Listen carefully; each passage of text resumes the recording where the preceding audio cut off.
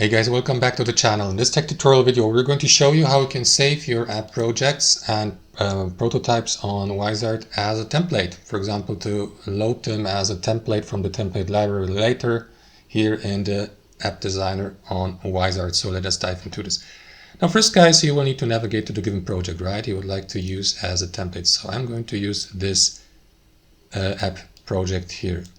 Once it has been loaded, what you want to do is click into the app name here in the top left and then enable use project as template.